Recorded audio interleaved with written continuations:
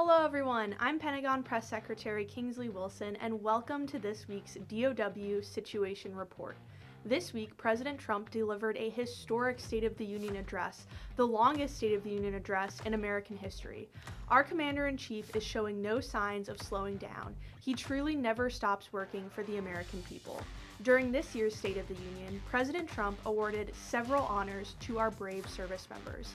Chief Warrant Officer 5, Eric Slover, was awarded the Congressional Medal of Honor for his role as the lead helicopter pilot during Operation Absolute Resolve to capture and arrest outlaw dictator Nicolas Maduro.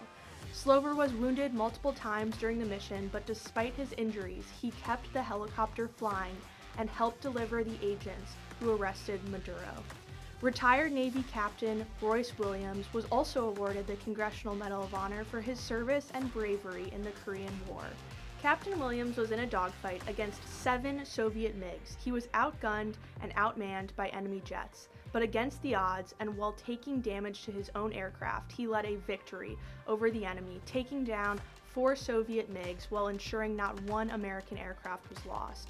Some military experts refer to Captain Williams' story as one of the greatest feats in aviation history. The Purple Heart was awarded to Staff Sergeant Andrew Wolf and posthumously to Specialist Sarah Beckstrom, members of the National Guard who were ambushed while patrolling Washington, D.C. by an Islamic terrorist who was illegally in our country from Afghanistan.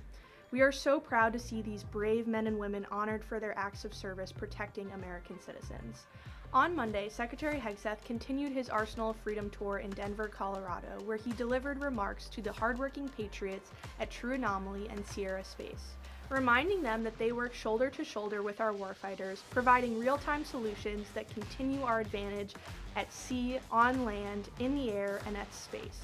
Secretary Hegseth also administered the oath of enlistment to new recruits at Buckley Space Force Base. Congratulations to the true 1% of this nation. Welcome to the Department of War. Secretary Hegseth concluded the Arsenal of Freedom tour today in Camden, Arkansas, where he visited General Dynamics and L3 Harris. On Tuesday, U.S. forces conducted a right-of-visit, maritime interdiction, and boarding of the Bertha without incident in the Indo-PACOM area of responsibility. In total, 3 vessels tried to defy President Trump's quarantine, hoping to slip away, and all 3 have been captured. This past week, at the direction of SOUTHCOM Commander General Francis Donovan, Joint Task Force Southern Spear conducted multiple lethal kinetic strikes on separate vessels operated by designated terrorist organizations. Intelligence confirmed both vessels were transiting along known narco-trafficking routes in the Caribbean and the Eastern Pacific, and were engaged in narco-trafficking operations. 6 total male narco-terrorists were killed during these strikes, and no U.S. forces were harmed.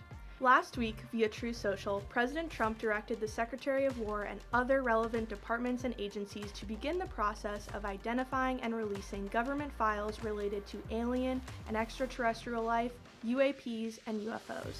The Department of War's All-Domain Anomaly Resolution Office, or AARO, is working in close coordination with the White House and across federal agencies to consolidate existing UAP records collections and to facilitate the expeditious release of never-before-seen UAP information. Since the office was established, AARO has made progress to make UAP information available and transfer those records to the National Archives in accordance with federal law. We welcome the President's initiative to supercharge these efforts and make UAP information available to the public as soon as possible. That's all we have for you this week. Thanks for watching. God bless you all, and God bless this great country we call home.